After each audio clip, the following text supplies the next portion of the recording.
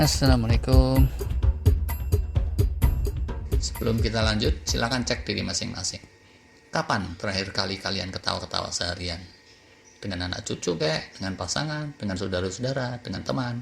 Kalau di bulan Ramadan aja nggak ketawa-ketawa, kumpul keluarga atau halal bihalal lebaran aja nggak sempat sampai ketawa puas-puas, kalian mesti lebih banyak lagi istighfar mungkin ya. Mohon ampunan kepada Allah. Atau jangan-jangan kalian mesti ikut terapi ketawa ala ini. Ini ada hikmah. Yuk kita saksikan.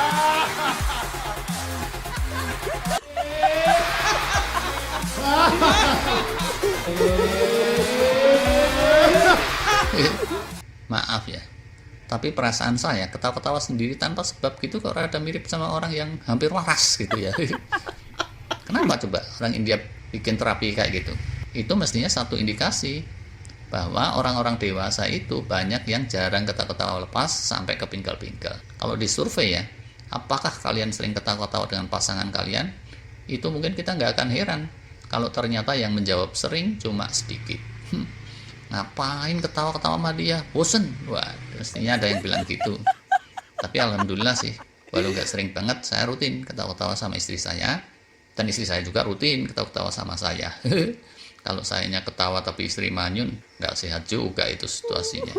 Kalau menurut peribahasa Melayu itu bertepuk sebelah tangan. Terjemahan bahasa Jawa, kemlawe. Oh alah, pakai diterjemahin sekali.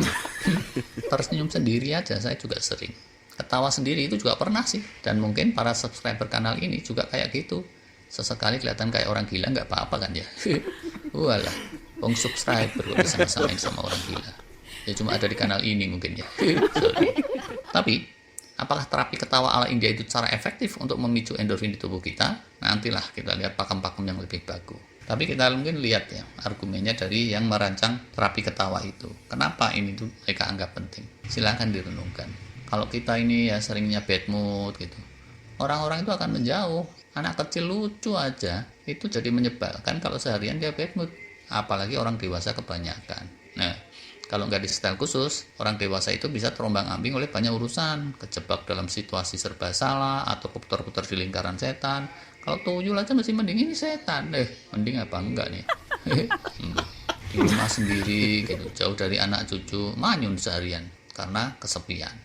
Lebaran anak cucunya datang, tetap aja seharian uring-uringan. Kesel sama tukang ojek lah, mikirin kacamata dan dompet yang ketelisut lah, segala macam. Akhirnya anak cucu pun jadi sebel, terus menjauh, makin jadi negatif lah urusannya, muter. Punya suami ganteng aja, itu yang dilihat bisa aja sisi negatifnya aja terus. Tajirnya kalah tuh sama tetangga sebelah, mobilnya mana mogok melulu. Kalau jadi imam sholat, pales suaranya. Oh alah, emang sih tiap orang tentu banyak kekurangannya, tiap situasi juga gitu, gak ada yang sempurna. Tapi kalau udah punya suami ganteng aja sehari-hari mukanya asem, gimana lagi andai suaminya itu palanya peyang, mulutnya manyun. Jangan-jangan malah ketawa-tawa sendiri ding, mentertawakan si suami itu, kebalik-balik ini jadinya. Nah, makanya dari itu yang belum subscribe silahkan aja subscribe ke kanal ini, dan terus ketawalah gembira ria. Masa kalah sama orang-orang India?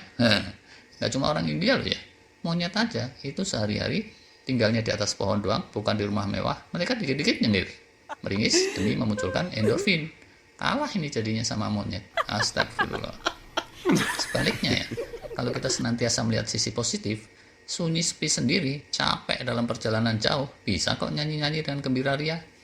Rumah keterjang banjir aja, kalau dasarnya positif, itu tetap bisa ketawa-ketawa lepas, serasa sedang main film komedi. Lah, cuma ya, di sisi lain yang sehari-hari udah positif, jangan jumawa juga. Ada satu ayat di Quran, Ali Imran ayat 159, terjemahannya seperti ini kira-kira.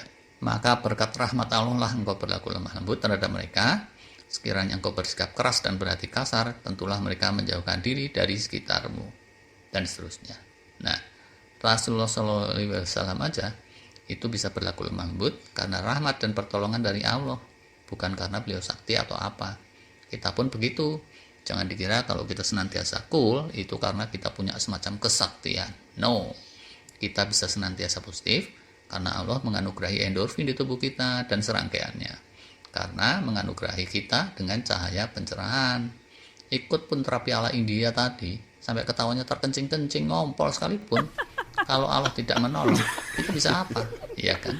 Dan karena itu, yang sudah positif hendaknya senantiasa bersyukur, dan yang masih sering aja negatif jangan putus asa. Senantiasa berdoalah selalu kepada Allah. Karena sumber dari segala sumber yang positif itu ya dari sana. Walau bisawab. Begini dululah yang bagian ini. Sampai jumpa lagi. Terima kasih.